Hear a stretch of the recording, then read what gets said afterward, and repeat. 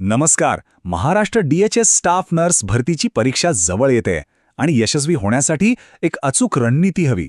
तर आपण इथे तीच रणनीती उलगडणार आहोत जी या संधीचं सोनं करायला मदत करेल. चला पाहूया. तर आज आपण काय काय बघणार आहोत. सगळ्यात आधी परीक्षेचं स्वरूप समजून घेऊ. मग कोण अर्ज करू शकतं ते पाहू. त्यानंतर मुख्य अभ्यासक्रम कोणता आहे, 30 दिवसांचा गेम प्लॅन कसा असावा आणि शेवटी यशासाठी आवश्यक असलेली मानसिकता कशी जपायची यावर बोलू. चला तर मग सुरुवात करूया. ठीक आहे, तर सगळ्यात आधी परीक्षेची रचना समजून घेऊया, म्हणजे तिचे बेसिक नियम काय आहेत. संपूर्ण पेपर हा 100 बहुपर्यायी प्रश्नांवर आधारलेला आहे. याचा अर्थ काय, तर प्रत्येक प्रश्नासाठी वेळ खूप कमी असणार आहे. त्यामुळे फक्त उत्तर माहीत असून चालणार नाही, तर ते वेळेत आणि अचूकपणे ओळखता आलं पाहिजे. स्पीड आणि ॲक्युरेसी दोन्ही महत्त्वाचं. आणि त्या प्रत्येक प्रश्नाला आहेत 2 गुण, म्हणजेच एकूण परीक्षा आहे 200 गुणांची. याचाच अर्थ एक छोटीशी चूकसुद्धा अंतिम यादीत खूप मोठा फरक पाडू शकते. त्यामुळे प्रत्येक प्रश्न तितकाच महत्त्वाचा आहे. आता ही स्लाइड बघा. इथे परीक्षेचं सगळं सार एकाच ठिकाणी दिलंय. 90 ते 120 मिनिटांचा वेळ मिळेल, ज्यात फक्त नर्सिंगचं नाही तर सामान्य ज्ञान, तर्कक्षमता आणि इंग्रजी या विषयांवरही प्रश्न असतील. आणि सगळ्यात महत्त्वाची गोष्ट म्हणजे निवड फक्त आणि फक्त गुणांच्या आधारावर होणार आहे. म्हणजे मेरिट लिस्टमध्ये येणं हेच आपलं अंतिम ध्येय आहे. आता पुढचा महत्त्वाचा प्रश्न, या पदासाठी नक्की कोण अर्ज करू शकतं. पात्रतेचे निकष खूप स्पष्ट आहेत आणि त्यात एका विशिष्ट गटासाठी मोठी संधी आहे. चला बघूया. आणि हा आहे तो कळीचा मुद्दा. जसं आपण या आलेखात पाहू शकतो, जवळपास 90% जागा या महिला उमेदवारांसाठी राखीव आहेत. याचाच अर्थ महिला उमेदवारांसाठी ही एक प्रचंड मोठी सुवर्णसंधी आहे. सोप्या भाषेत सांगायचं तर 3 मुख्य गोष्टी आहेत. 1. GNM किंवा BSc नर्सिंगची पदवी हवी. 2. महाराष्ट्र नर्सिंग काउन्सिलचं व्हॅलिड रजिस्ट्रेशन असणं बंधनकारक आहे.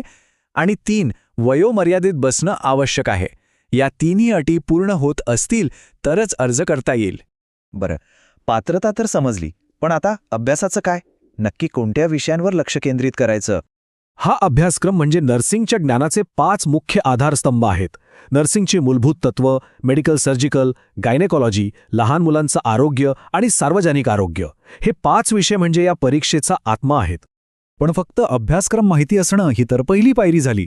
खरी स्मार्ट तयारी तेव्हा होते जेव्हा आपण या अथांग अभ्यासक्रमातून त्या मुद्द्यांवर लक्ष केंद्रित करतो ज्यांचं परीक्षेतलं वजन सगळ्यात जास्त आहे. म्हणजे थेट लक्ष्यावर निशाणा साधायचा. मागच्या परीक्षांचं विश्लेषण केलं की हे 5 हायवेटेज विषय हमखास समोर येतात.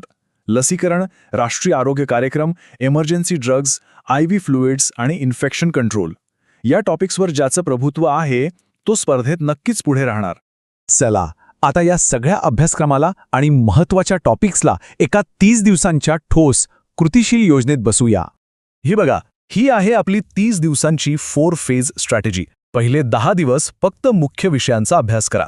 त्यानंतरचे 10 दिवस फक्त आणि फक्त MCQ सोडवण्यावर भर द्या. पुढचे 5 दिवस सगळं पुन्हा एकदा रिवाईज करा आणि शेवटच्या 5 दिवसात मॉक टेस्ट देऊन परीक्षेचं वातावरण अनुभवा. हा एक परिपूर्ण आणि संतुलित मार्ग आहे. ओके, अभ्यासाला प्लॅन तयार आहे. पण आता येतो सगळ्यात शेवटचा आणि तितकाच महत्त्वाचा टप्पा, तो म्हणजे यशासाठी लागणारी मानसिकता. एवढं सगळं केल्यानंतर शेवटी अशी कोणती एक गोष्ट आहे जी निवड पक्की करते. ती अंतिम गुरुकिल्ली कोणती? आणि याचं उत्तर खूप सोपं आहे. सातत्य आणि स्मार्ट तयारी हाच तो मूलमंत्र आहे. रोज थोडा आपण अभ्यास, योग्य विषयांवर लक्ष आणि सातत्यपूर्ण सराव, या 2 गोष्टींची जोड दिली की निवड ही केवळ शक्यता राहत नाही तर ती एक निश्चिती बनते. तयारीसाठी खूप खूप शुभेच्छा.